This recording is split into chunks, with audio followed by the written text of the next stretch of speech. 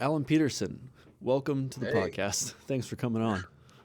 thanks for having me, Anthony. This is. I'm excited. I'm really Yeah, excited. I saw some. Well, I subscribed to the how I found out about you was because I you popped up on my feed about a little while ago for 4x3 Comedy, which is a local company, but they've also produced some things in L.A., Nashville, I think Atlanta, even some areas. I even met the Yeah, guy who runs yeah. it once. And then I was it was at the end of the long day. I was scrolling through my phone. I saw some of your stuff, and then it made my day slightly better because it had been a bad day. So I'm like, all right. I checked out some of your other stuff, and then recently just watched your full special by 4x3, and I'm like, let's see if this guy wants to come on. Wow. That. Let me just say, Anthony. I'm glad I made your day better. That's really what I do it for. Like, I know Mm-hmm. that sounds like corny, but I that meant that's really what most comedians do it for. I don't want to speak for all comedians, Mm-hmm. Better but corny for than cheesy, me, though. Better corny than yeah, cheesy. yeah. So I'm glad it made it a little bit better, and I'm also glad you like it, man. And thanks for having me on your platform. It means a lot to me. And I wrote the special, and I'd like to do my comedy with. I might change this up my second special, but I do Mm-hmm. it with very clear intent. And I like to say I have underlying truth in all of my material. However, as I'm growing as a comic and as I want to continue to drop good quality, funny content, I might explore just being more surface level. You know what I mean? Mm-hmm. Being just be able to just be goofy, which I also am. And not that what my special out, the Suburban Hooligan out now, Suburban Hooligan. That's the hour I did. It's very brand defining, and also conceptual. Mm-hmm. And so I think as I go into the next special, I don't know when that's coming out, probably not in years, but when it does, it's going to be more um, just silly. Just it's still about my life, still vulnerable, still honest, but Right. just silly. But Suburban Hooligan is very intentional. My points are very purposeful. You know what I Mm-hmm. mean? And so the fact that you gain something from it means a lot. And also, let me just say shout out Chase Crawford, who runs 4x3. I love that man, and he believes in me in the special, and he gave me a platform so I can meet people that enjoy my comedy. So shout out to him, shout out 4x3, and make sure you watch Suburban Hooligan. But yes, I appreciate that very much. Yeah, yeah. I've only met Chase once, and it was very brief. And he was having a premiere. I believe it was up in Columbus, Ohio. Turns out, actually, we grew up in the exact same small town. It's called Monroe, Really. Ohio. Yeah, and so that was a funny coincidence to find out mid conversation. And so we started talking about what streets went where. It's like, did you go to the high school? It's like, no, I was homeschooled, and that's why I do weird stuff. It's that sort of thing. That was funny. We all do. Oh, I guess we were all homeschooled then. I'm not creative. I was just sheltered, and I had to figure out how to stave off boredom. Well, that's a one thing to bond on. I love that. Yeah. But no, he seems like an ambitious guy. Maybe I'll get to interview him one day. I think he might have a lot. But before I get into the questions, I want to kind of just see what you're about. Go ahead and tell me how you got started, and because your last special was it paraphrased a little bit about how you grew up, and so I'm curious also with why you decided to go into comedy about how your childhood and growing up through high school and college affected your sense of humor.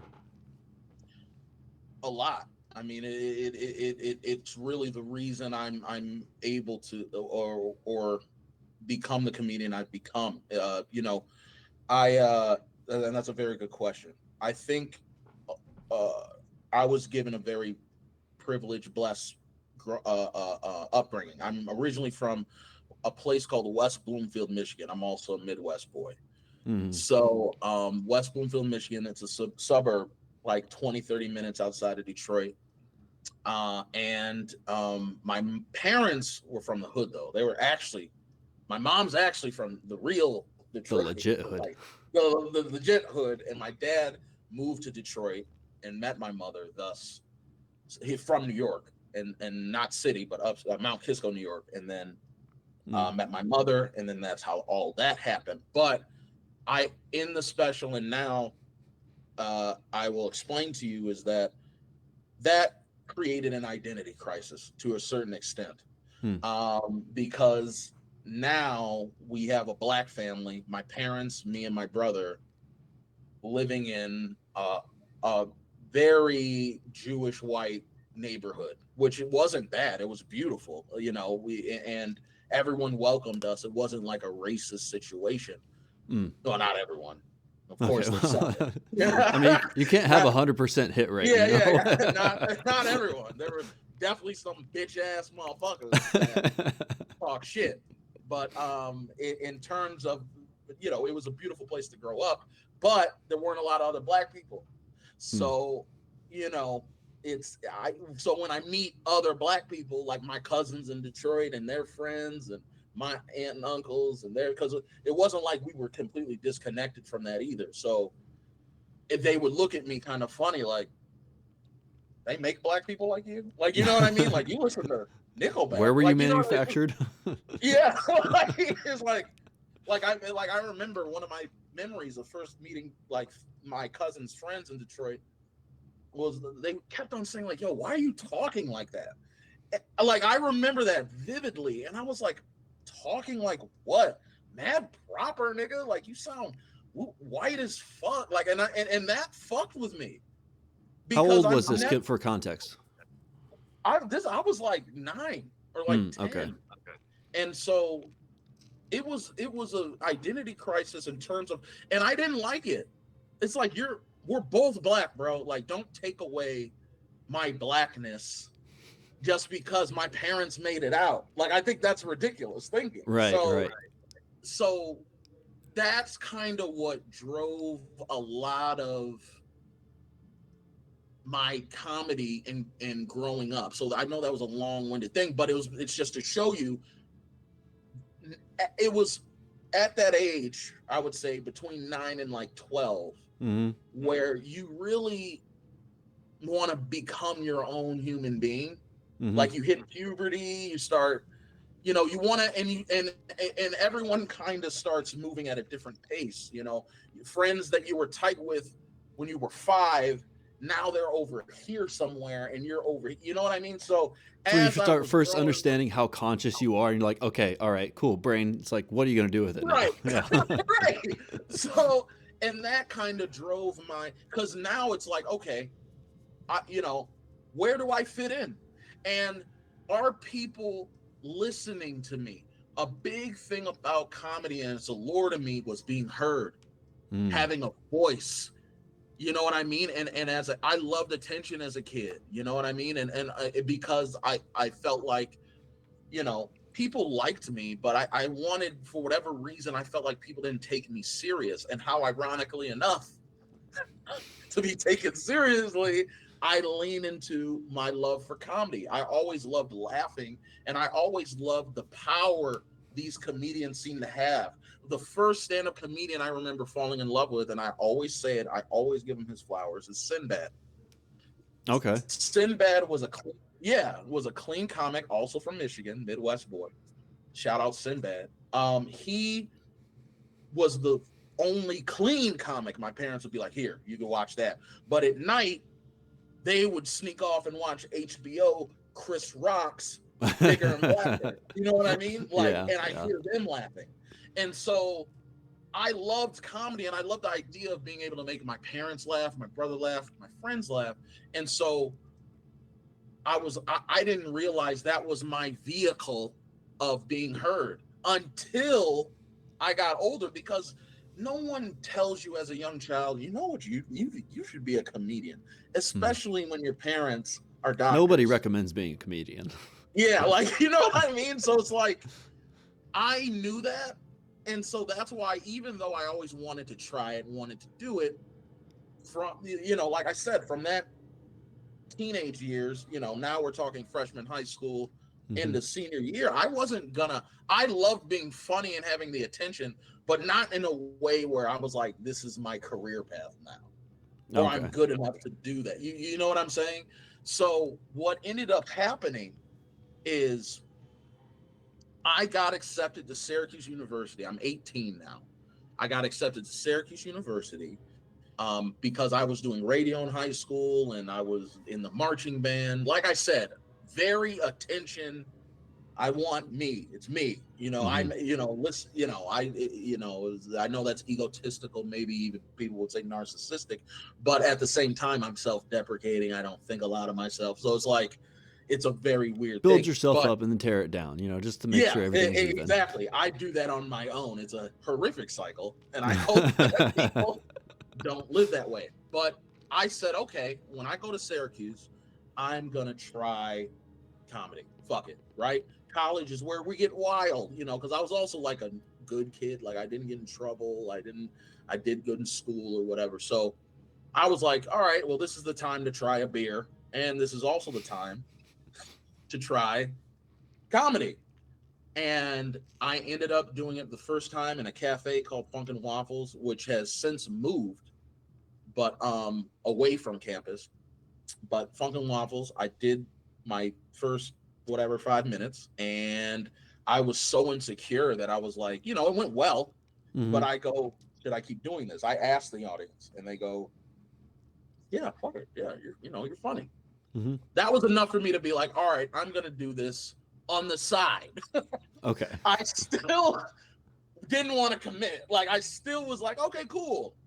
I went to school to be like a music producer type of thing because I also Mm-hmm. love hip hop and shit and was doing I got beats that in high vibe when I saw school. your intro. Yeah. Yeah. It wasn't blatant. It isn't blatant. Yeah. It wasn't. It But was yeah, very so subtle. Very, very subtle. yeah. So yeah, so I wanted to be a rapper at one point, and so that kind of what drove me to do that because I was like, all right, let me at least be in a creative industry, the music industry. Boom. Mm-hmm. That's the business, not in front of the mic, behind it. So I was like, I'm still gonna do that, but comedy I'll just do on the weekends. It's a fun party trick or whatever. Right. And then this is where it all changed. A year later, I've only been doing comedy a year now, and it was on some side shit. It wasn't on I'm doing this every night to get better. Did you get paid on the So side for side gigs? hmm, Was it for open? What did you do, like open mics, or were you getting paid for these side gigs? it was open mics and just random shows. I was definitely not getting paid. Okay. I'm still not getting paid. That's we could get into that later in the conversation, but I definitely was not getting paid. It was just because I loved it. And so I a year later there a comedian named Damon Wayans, uh, big in black culture, and honestly I think is very overlooked when it comes to his contribution to stand-up comedy. Mm. He was the father of my wife and kids. Maybe that'll give you some perspective, but anyway, he was coming to town doing a show, and this is like 2010, and he wanted student openers. He said, yeah, I don't have any openers, just have the students do it, whoever wants to do it. Mm. And I had been doing comedy around campus just on some bullshit, and people were like, you should audition.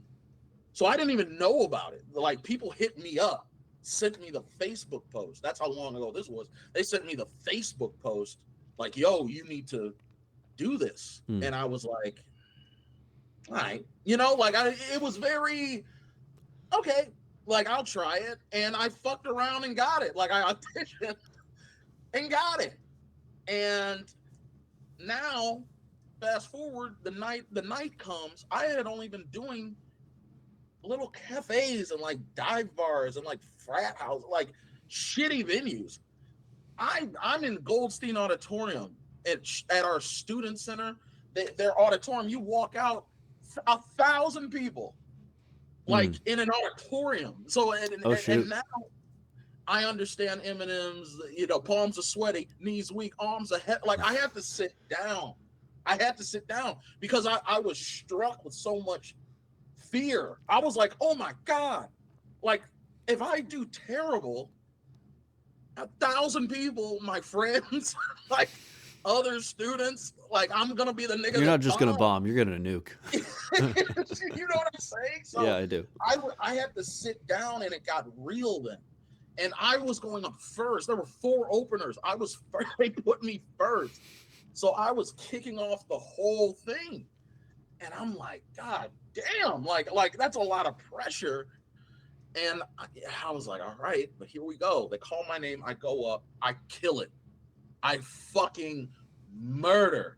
But and it was that moment as I'm killing, I realized everything that the identity crisis, Mm. the trying to figure out where I fit in, what vehicle am I going to get my point across, my voice, my story. I thought it was going to be rap and music, but I'm talking right now, getting it off. This might have been a very long answer, but I wanted you to understand like how it all happened so organically.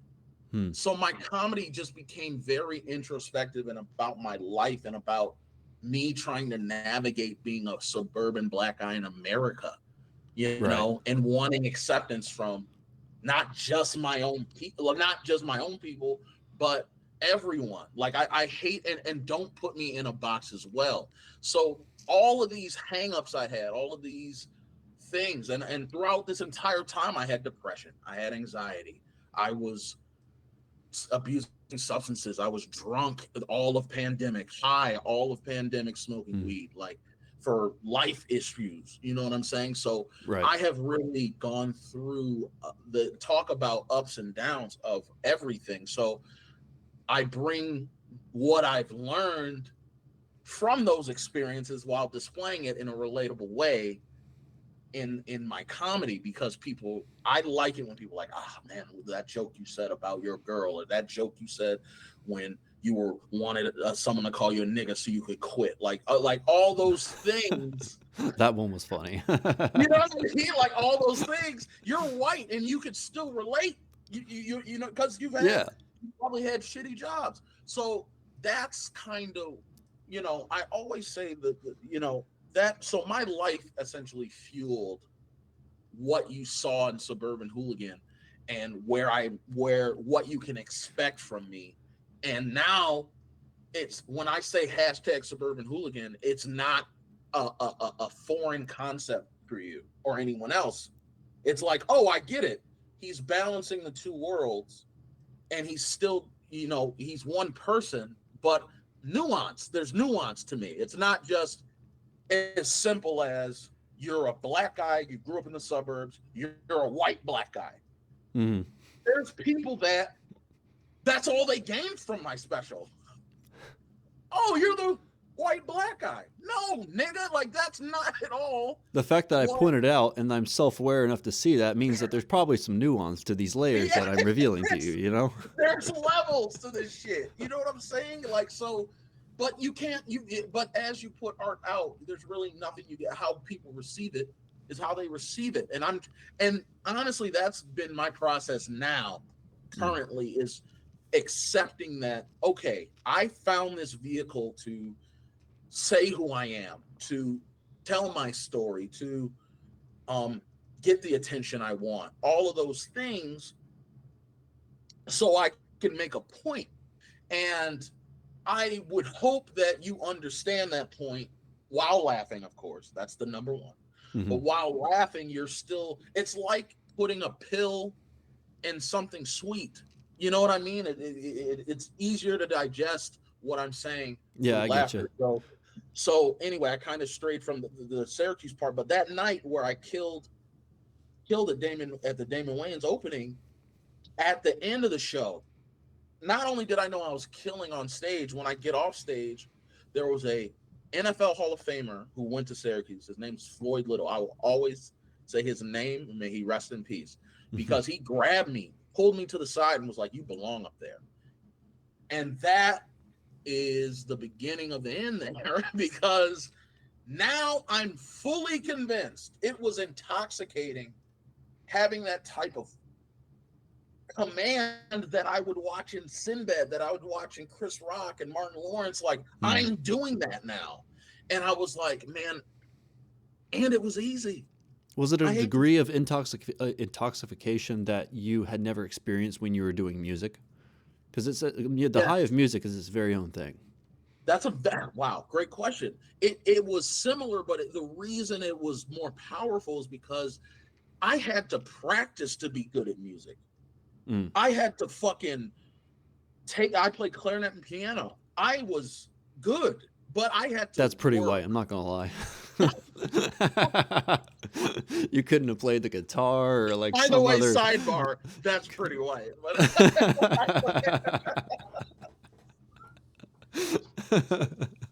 yes, I did. Very Oh. Caucasian, but I was good at it. I was good at it, but you know, I had to practice. The thing about this intoxication that was different, mind you, I wasn't taking this serious. Like I wasn't putting in real effort. Like Is that why I you was think just it feels so organic? Your process of yeah, where you got because to where you are at yes, now. boom. It just everything because I was like, man, this the at the ease and the pace Hmm. of my success. I'm like, if I'm barely putting in any work and I'm now killing in front of 1,000 people, I'll be famous in 2 years. Like that's Right. what I sincerely thought. And so first of all, couldn't have been more wrong, right? I couldn't have been more wrong Reality check. because you know what I mean? And it took me years to understand that, you know, do I regret the decision? Not necessarily, but I understood why I made it. Because if I if you're telling me I can make millions of dollars just talking, like just being me, Hmm. that's the number one job I think anyone wants. You're right. Not necessarily in the form of stand up, but where we could just talk and make money. Lots of it, you know. Right. So I'm in my head now. It's like, dude, why wouldn't this so it was to me it was success and money and bitches on a platter, like because it's easy. If imagine me trying now and putting in the effort I was putting into music Hmm. into this. So now it instead of, but I wasn't going to drop majors because I'm like, that's too much work. So I said, okay, now instead of doing my schooling and focusing on making a career in music with this on the side, it then became equal. So now I'm doing all this music shit, but I'm also doing all this comedy shit. Now, after that night, I started going open mics. I started to work on my craft because I was like, okay, I reached all the success with an ease of taking a shit. And I Mm. hate to sound like that, like an asshole, but that's how easy it felt. Like I wasn't even trying and I was killing it. So I was like, okay, let me finish school, but let me fully dive into comedy. And and I made that decision October 2009. And here we are, April 2025, and I have a special out that is also coming, not is out, but it's coming out on other platforms. Tubi being the number one, Mm. and so I take a lot of pride in the journey, but I also want to acknowledge it. It has beaten me up. It's been filled with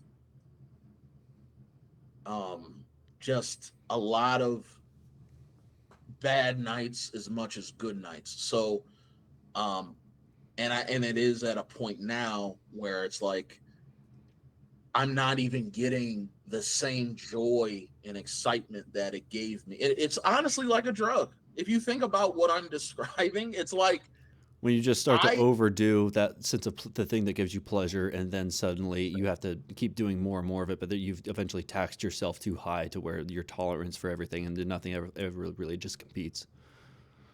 period. And then it's like, what do I do now? That I dedicated my life to chasing that high. I did it. That high I wanted, I did. So now it's like, what's next? So that's been my current place in comedy right now, please don't get it misunderstood. I'm doing everything I can Mm, to find that joy again. I'm in therapy. I talk to my family a lot. I I I've been looking back at what I went through to get here, and sure. I'm just trying to, because I'm 33. That's not old, but I remember when I started this, I do remember saying to myself and to some select people, I'd give myself until I'm 40 to pursue this fully. Mm, And if I'm not able to do comedy full time by the time I'm 40 and I'm not really famous and not making any money, I'm gonna hang it up. So I'm not there. There's still time, but I'm also tired. I want, I have friends that are having children and are married and right. have homes and put roots down and have, investing. I don't have any money to invest. You know what I mean? Like, No it's Robin just, Hood money.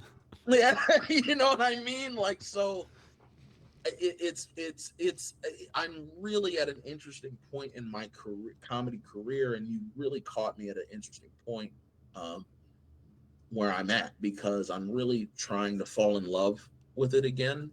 Mm-hmm. And because the business takes a lot out of it too. Trying to make something that you were once doing for fun a job or a career, Right. it really does suck the fun out of it. Do you think It that would be sucks. that would happen less if like say because I get the impression that like you do a lot of everything yourself, the business side, the booking side, so like do you think like because some people if they end up hitting their stride, whether they be an actor, a musician, or a comedian or whatever, um, generally they'll end up like getting people that do that for them because of the degree of momentum that they end up having at the very inception.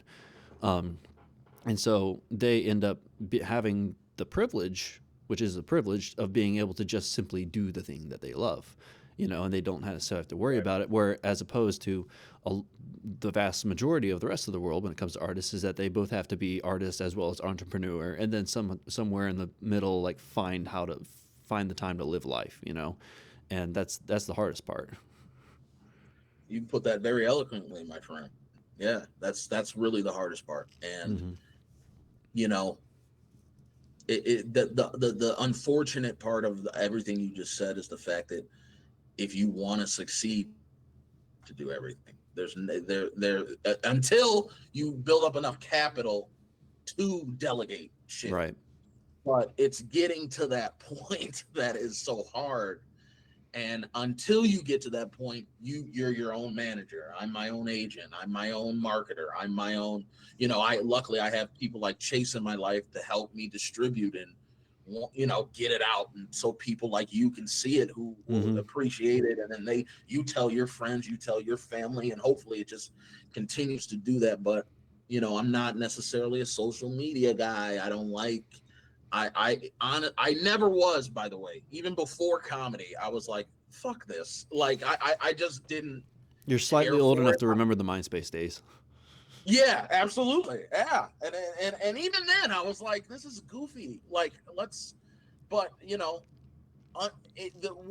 fact of the matter is, and I even talk about it on special, that if it's either you adapt to how people take in comedy now, Hmm. stand up, or you're just gonna be a grumpy old guy that no one is gonna want to listen to. Or you end You up know, turning the grumpiness into a comedic bit, and then you do that for your career, and then you have to rename yourself Bill Burr.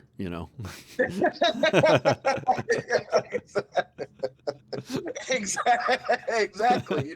Well, so it's an interesting journey, man. And are you doing stand up? Or you just started, or you just interested? Oh no, I'm a screenwriter. Who's well, a number of years ago I was in filmmaking, and then I made the very large leap of doing my first feature at the age of 20, but it was extremely ambitious and it had a lot of visual effects and CGI and whatnot. And then for the longest time, like I end up having somebody just work on it as a like a pet project of theirs. Um, But then, so, I don't like to project hop. And then, because, there's a lot of artists who like to go off and just do a billion different things, but they never finish the one thing, and I'm Right. very Yeah. focused when it Yeah. comes to like, I don't want to pursue art like a hypocrite, it's where like I'm trying to chase the high. Like I want to feel the high of it being finished, to me, that's the most fulfilling Okay. thing.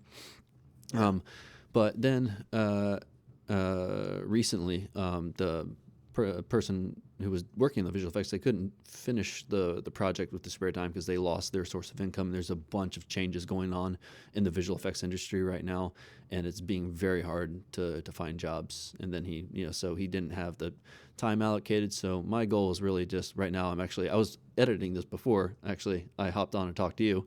Um, Yeah. a short film cut out of the feature, and then I'm going to piece that together, run it through some festivals, and then maybe get some attention on it. And if it ends up, attracting like, hey, we just need a little bit of money to finish this thing, and then there's a feature film on your hands, so it's really kind of a discount. But so that's been where I'm at. But my craft has been screenwriting during that little like 5-6 year period where I've had this thing on my lap for this whole time.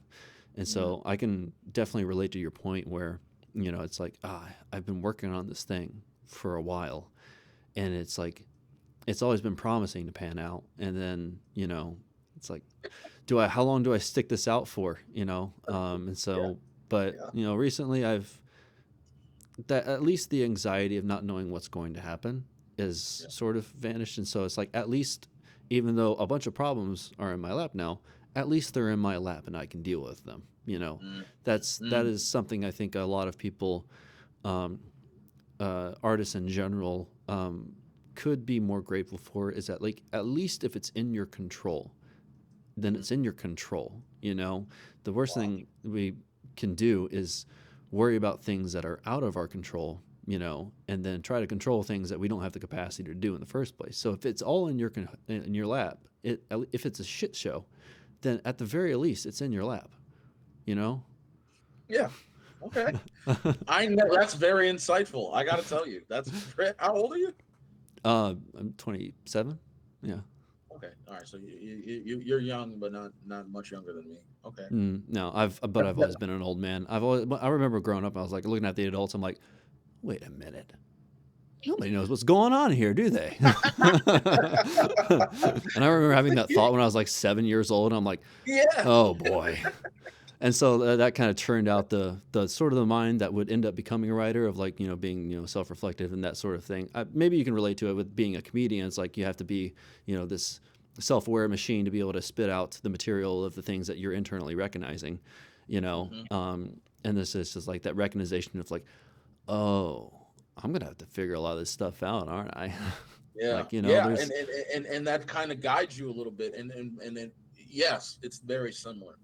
It's very similar. Even sometimes people ask me like, "How do you remember these things?" I'm just like, I don't know. Like, there was just a point in my life similar to you where I was very young, but like certain things just kind of clicked. mm-hmm. Like where I was like, "Oh," similar to you. I'm like, "Oh, you kind of don't know what you're doing. I don't want to do that.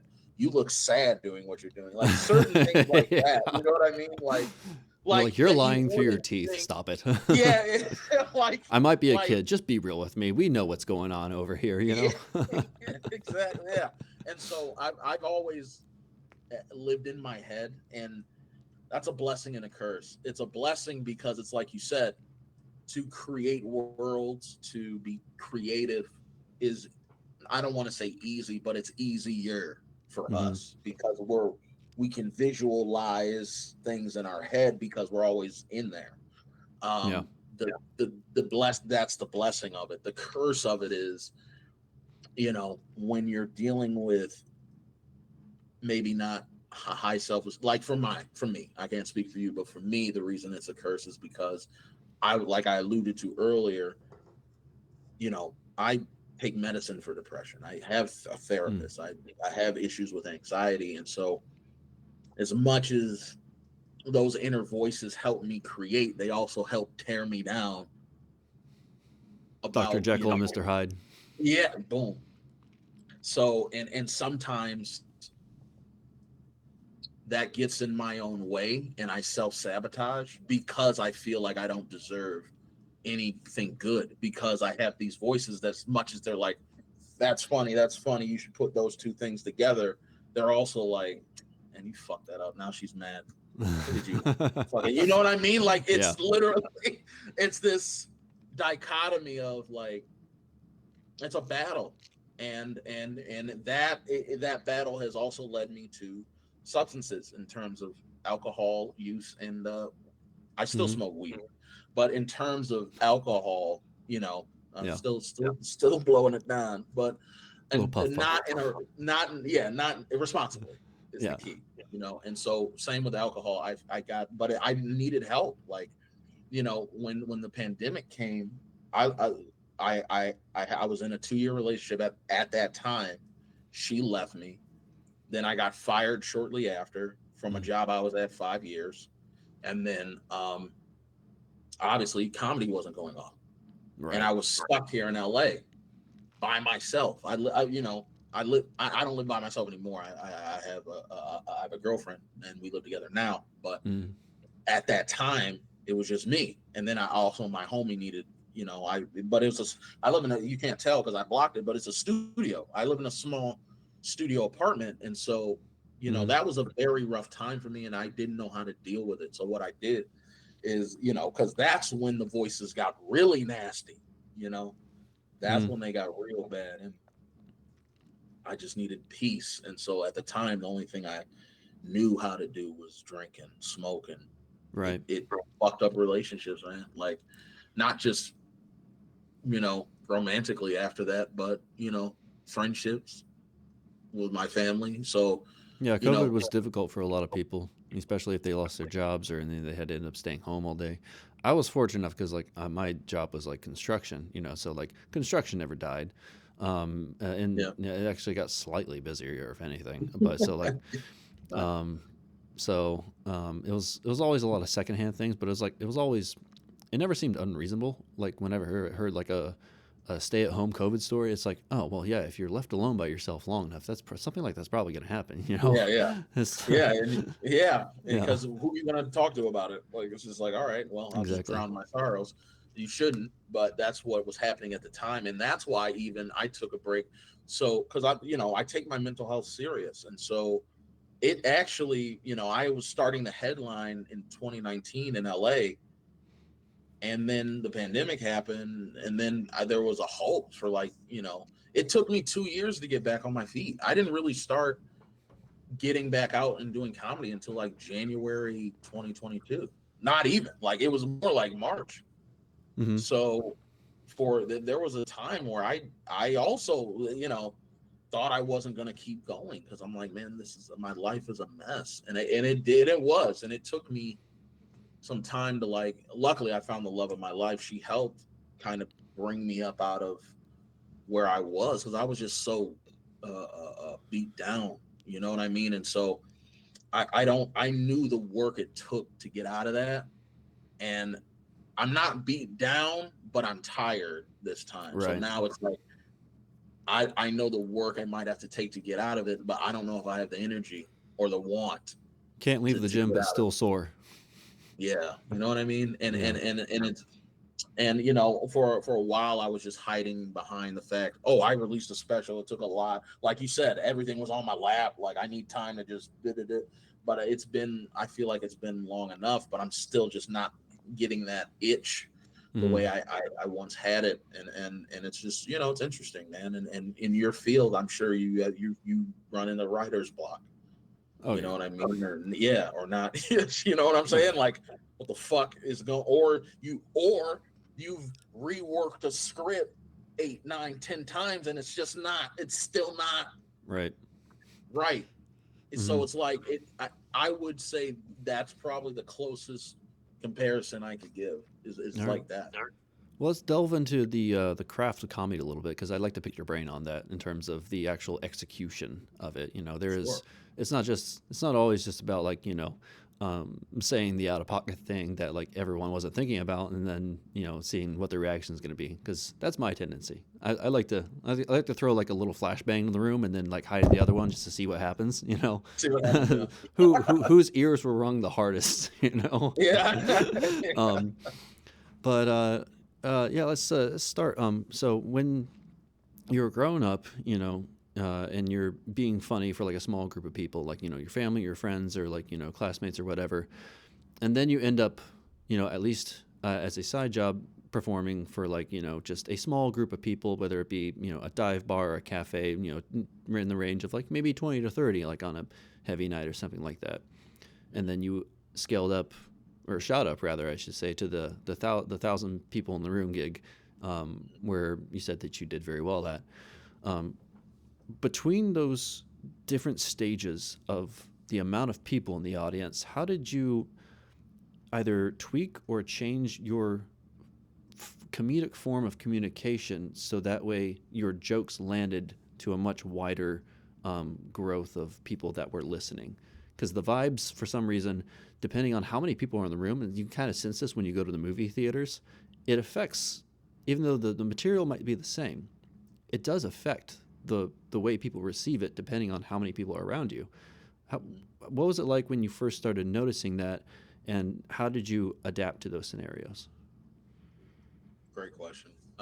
For I mean, I think we point out first the obvious, right? You got to be bigger.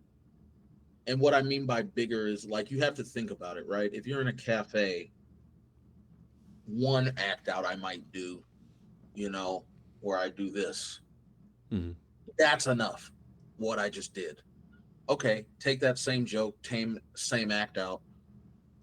You're Kevin Hart now. 52,000 people, Hmm. right?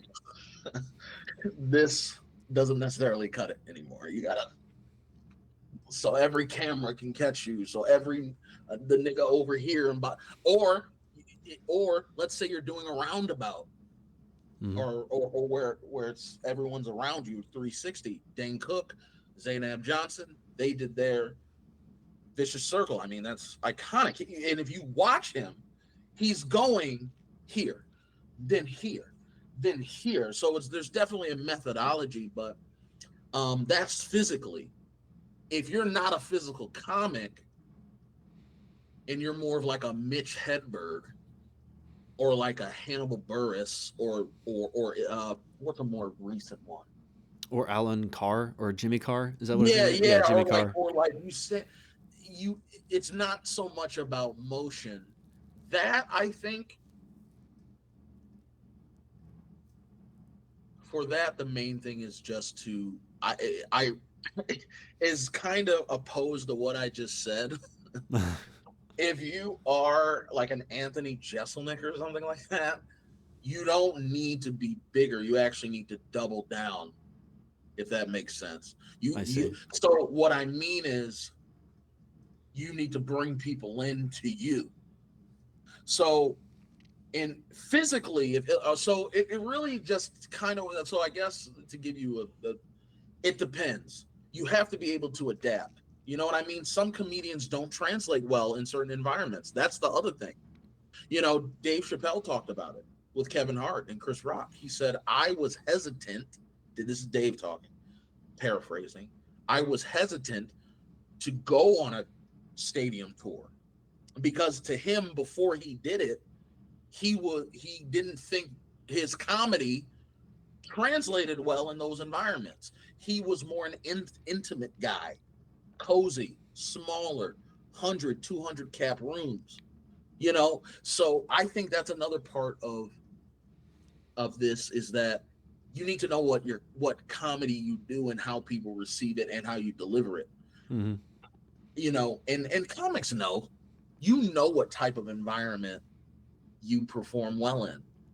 And so I think you then cater to that crowd. Like Dave Attell is a club comic.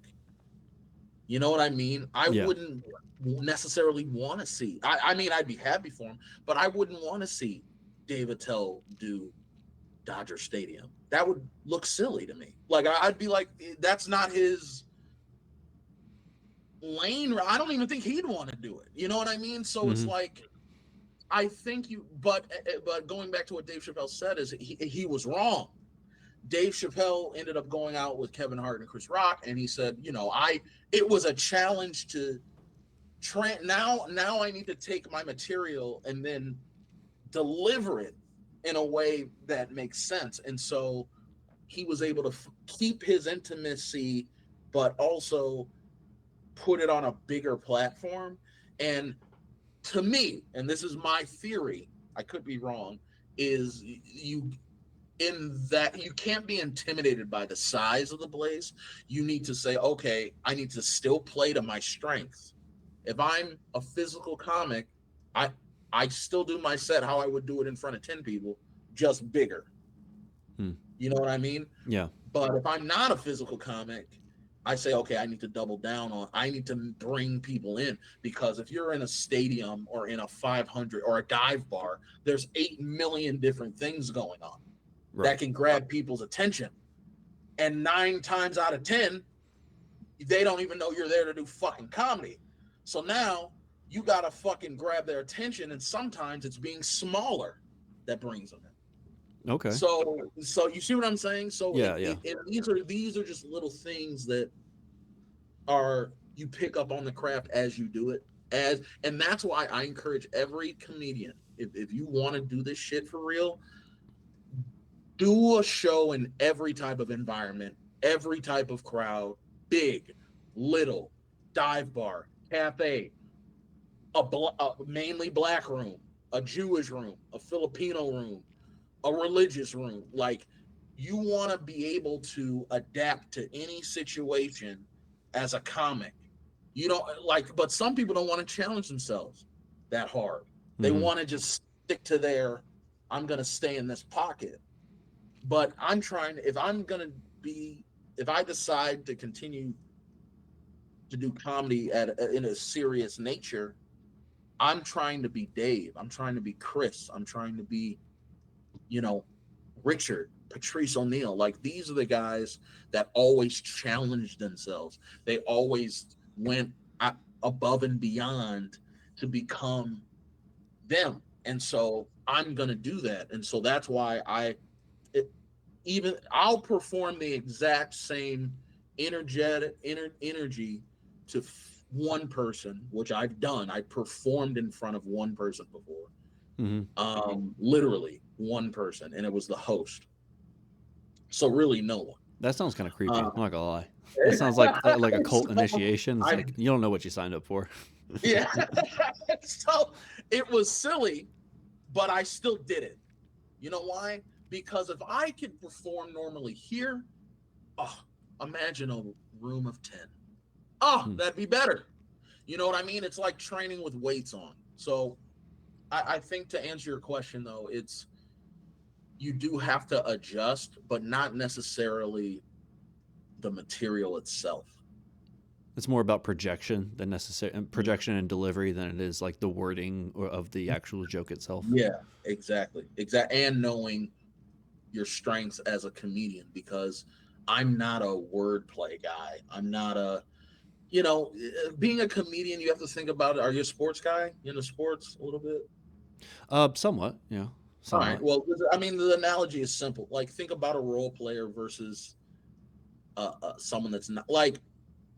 I mean, the NBA now is a bad example because everyone's doing everything. But Hmm. if you look later, Patrick Ewing had a different game than Michael Jordan.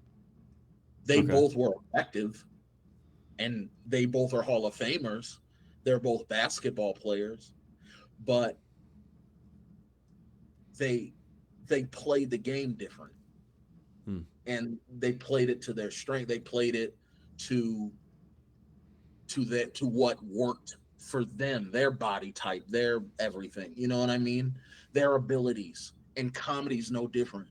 And that's why, comedians relate to rappers and relate to athletes, because it's just as competitive. It's It's extremely just as competitive. you know what I mean? Yeah. And the way niggas analyze LeBron after a game, comedians are analyzing each other and ourselves as each person goes up. I'm like, man, they're good at wordplay. Fuck, like, okay, Right. the crowd is responding to that. How do I do? Damn, they're really physical. Do you think I alcohol so at a they're venue just helps or certain. hurts? You know what I mean? And so we all are kind of, we take it with the same type of brain, except for different things. The same way Harden's step back is unstoppable, Mm-hmm. my misdirection is crazy. You see what I'm saying? It's the same thing, just different terminology. And what's misdirection? Well, once you do comedy, you realize it's, you start the premise going this way, and the punchline is a sharp left turn, which is kind of like how you said you like to write. Is like Mm-hmm. see what happens. Watch That's my right hand while I jab you with my left. You know. jab you with your left, and that's a perfect analogy. Punchlines. I mean, that's perfect. And so it's like while I'm doing over here, I smack you with the left, and you're like, like that. So some people thrive in that skill. But if you're Steph Curry, you're shooting threes. You're not doing misdirection. You see what I'm saying? Right. But you're both, you know, effective players. So I think that's the main thing. Is like, all of us as professional players of this sport of comedy know how to adapt to each, or should try to be able to adapt to any. I could play at Rucker Park or the Garden. Doesn't matter. I'm still gonna get 50. Mm. That's how I think about Okay. it. Okay. Do you think alcohol at a venue helps or hurts the relationship between the audience and the performer? Because, like, depending on where you are in the night and how much people have been drinking, Yeah. like, maybe you want to be at the front, maybe you want to be at the back. It depends. Yeah. It really Yeah. depends. Mm, I don't want to give you another it depends answer. I will say alcohol at a venue only hurts. How about that? Okay. It can only hurt you. It very rarely helps you. Why? Because I'd much rather argue with a sober heckler than a That's drunk. true. Yeah. Have you had to You deal know with what I hecklers mean? before? Oh man, that's part of the job, and How do you it's deal with a heckler? unfortunate. Well, if they're drunk, sometimes you need to call security. You know what I mean? Like get this drunk motherfucker out of here. You can't But which joke is your way why the through to like a resolution with with a drunk heckler. There's no like witty sparring going on. There's just not at all. It's yeah. just fuck you, man. Fuck it, not funny. Like, God, just get out of here, man. Like that's why when you said does alcohol make it, it can be fun sometimes, because then sometimes they're a fun drunk and they're Right. whatever. But it's usually never that. It's usually the opposite. Usually they're drunk, they can't hold their head straight, they're slurring, but they want to comment on every fucking joke you make. I mean, I wouldn't have done that. It's like, nigga, I didn't ask you, bro. Like, so I think alcohol can only make things worse. But I will say, in terms of back to your heckler question, drunk or sober, I hate hecklers. I'm like, please don't, because I'm not a confrontational guy. I You don't are very like. interactive, though. I noticed. Oh You yes, are yeah, absolutely, very interactive. absolutely, and once again, that's one of my strengths, crowd work. Hmm. So it's like I do like including the audience, but still know that there's a line you don't cross. Hmm. You know what I mean? I'm giving you the opportunity to give your opinion. Oh, Don't okay. Yeah. don't betray You're that. inviting the audience to speak. Yes, yes, and so in terms of hecklers or being heckled, I mean, I tell everyone this. It's like at the end of the day, you have the mic, you're in control. At the end of the day, so act like it. If and always give them a chance to shut up. I always say that too. Just be like, all right, okay, and then try to keep it moving. And if they keep reinserting themselves, I say put them down. Hmm. What does that mean? Shut it down. And I say, when I say put them down, I mean make them not want to talk anymore. You want to know how you make someone not talk anymore in a public forum? You embarrass them. You got to embarrass what they're saying. You got to Hmm. make them feel silly that they even thought it was acceptable for you to say anything if you're not spoken to. And I know that sounds like crazy. You're like, oh, I thought this was fun and games. It's like, it is, but you crossed the line and now I got to put you down, because that also reestablishes the performer audience dynamic. Mm-hmm. I could only let you get away with so much before everyone feels now confident enough. Have you ever had to lay into a heckler? Absolutely. But I always try not to do it with anger. Even Mm. though I'm pissed, I try to like I said, I just try to embarrass you now. You know what I mean? You're with Right, your right, right. girl. Now I'm starting to look at how I can make you look silly in front of your girl, Mm. or you're on a date, or you trying to look fly for some bitch over there. Like I try to get in your head. I see. You know what I mean? So now you're it's almost like you're afraid to talk, and and that's what you want. You know what I mean? In terms of a conflict, you can't let you know, and it has to be more than just if someone says fuck you and I go fuck you, man. Like that doesn't, because then it's just gonna escalate. You know what I mean? Like that's not creative. It It's like doesn't. someone says "fuck you." It's like, well, you wish, you know. Boom. See, you have to, because then if you make the more silly you make them look, now the audience is going to turn on them and start laughing at them. And so now the heckler is even more inclined to shut, because now his girl's hitting him. Like, damn, everyone's laughing in here, bro. Like, I always feel bad because I've been to a number of events, but like every time I have like seen someone that was like a little bit drunk, even if they weren't, like heckling or whatever. Sometimes not everybody heckles like out loud and toward it. Sometimes they're just like, I'm just gonna heckle in my own space and hope everyone else hears me and not the comedian. You know, there's like the right. quiet hecklers. And it's like I'm not gonna challenge him because I'm too much of a pussy, but like I want the attention from these guys. You know. Yeah, yeah, and you're right. The more that goes, and the more they laugh, the more confident they get, the louder they start talking, and all this other shit.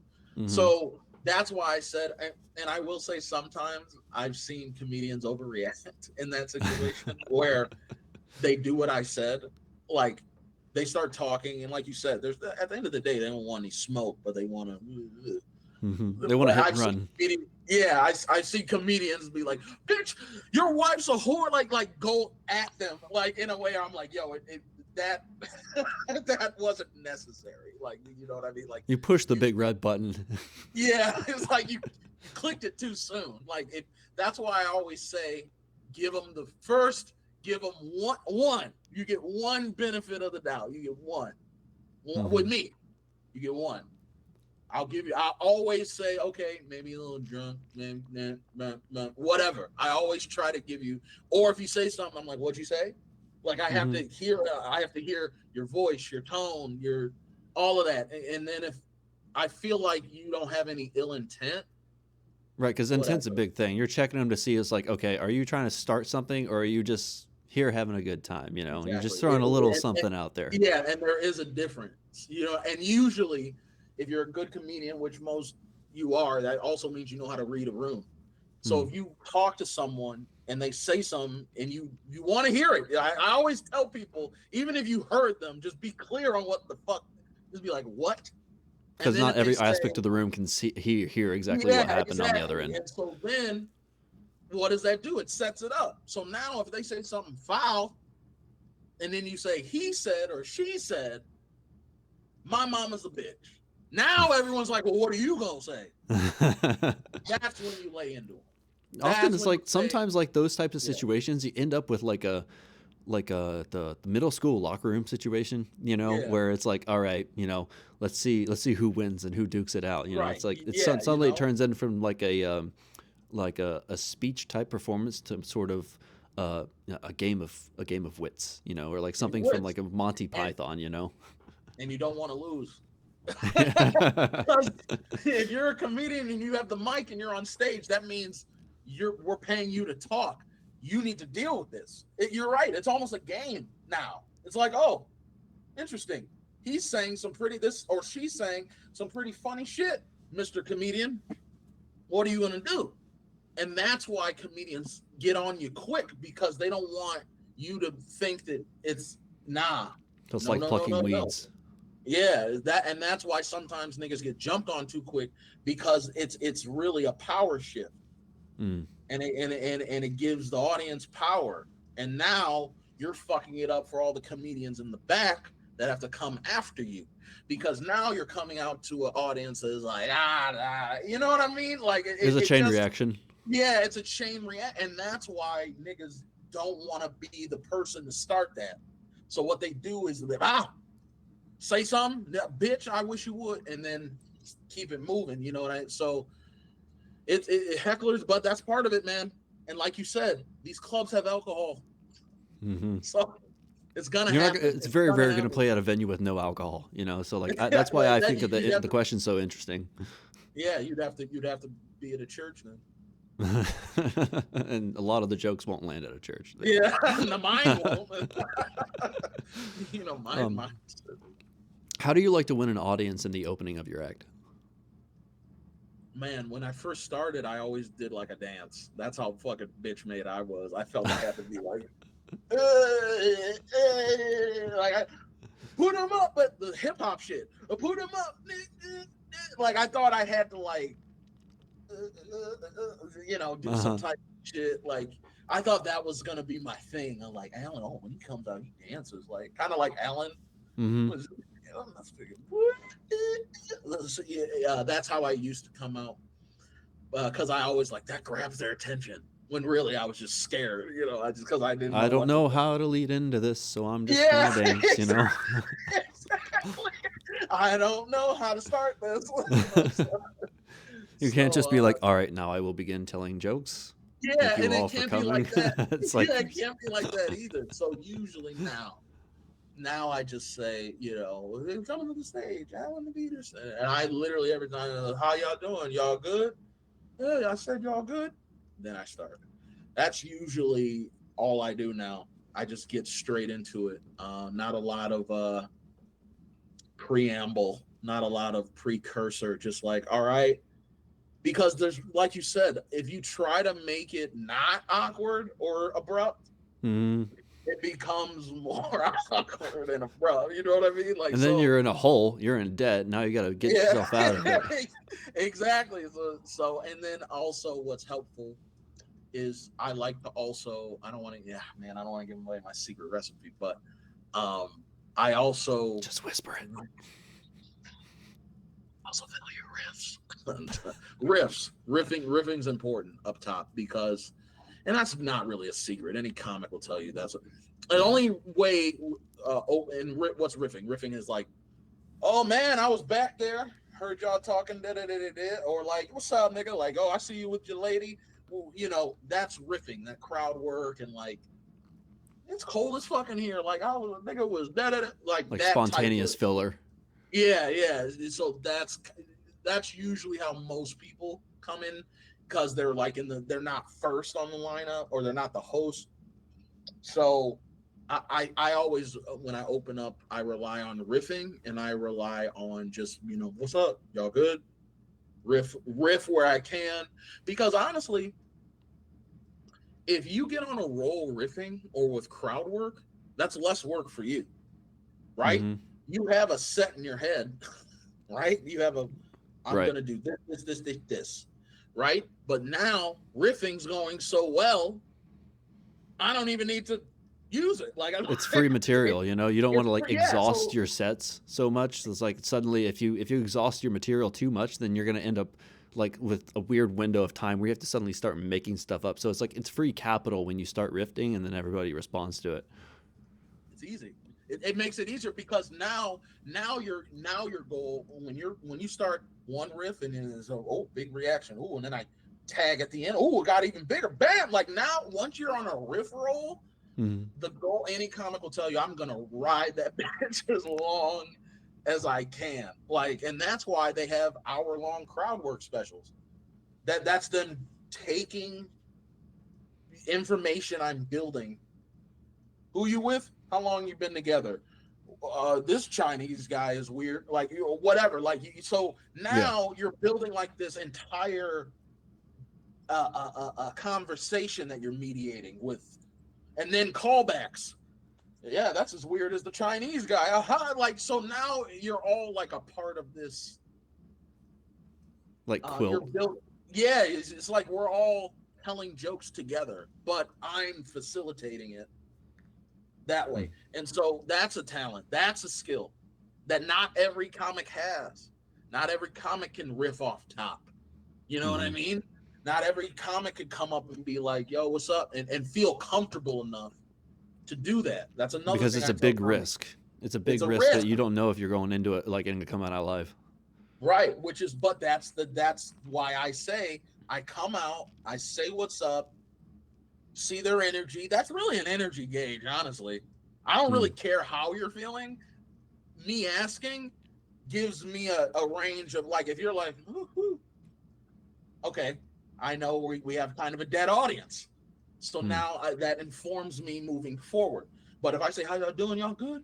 Uh, like, it's like, okay, cool. We got a hot audience. You know what I mean? All Do right, you cool. continue throwing feelers out there throughout your set to see like if you need to pivot or not? Maybe. Situational. Sometimes it's more, yeah, maybe.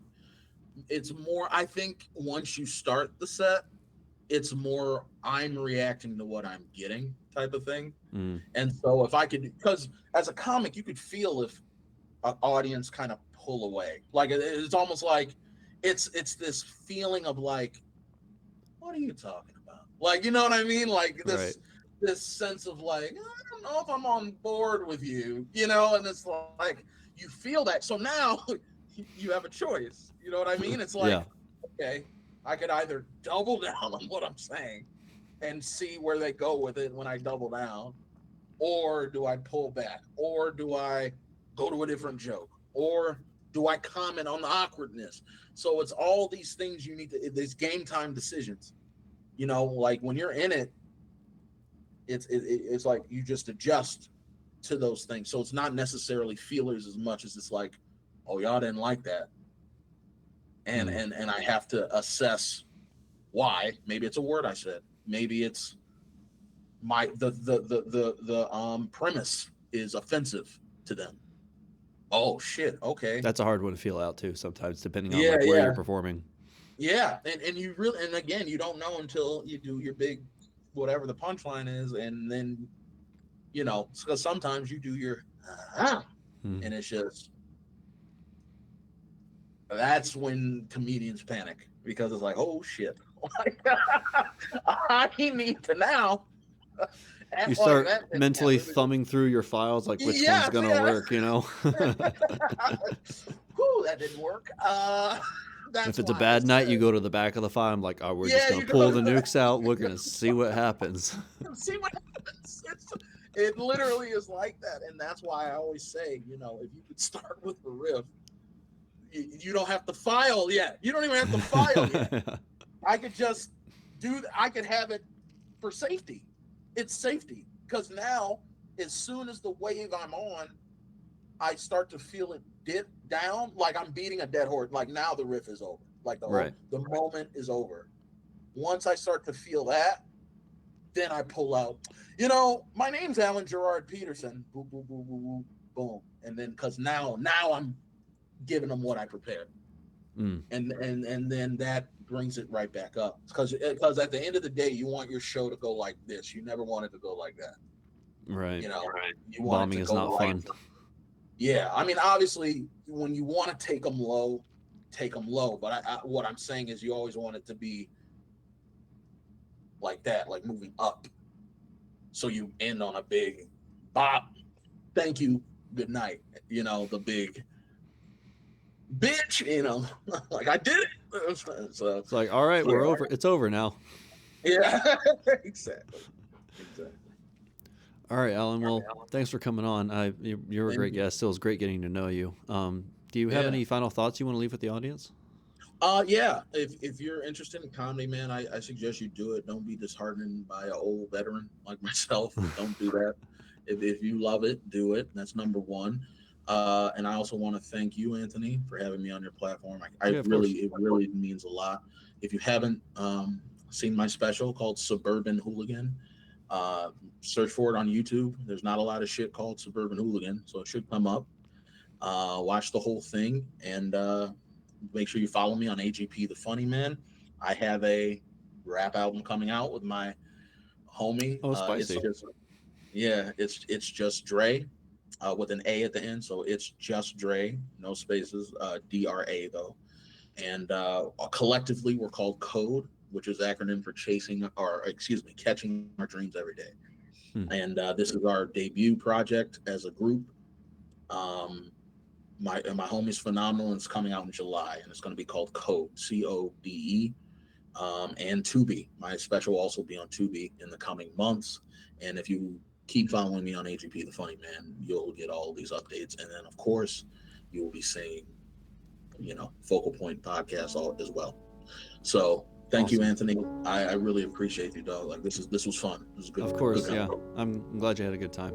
Thanks for coming on. So, thanks, and yeah, just keep me updated on how to, yeah, all We'll the do. stuff. We'll do.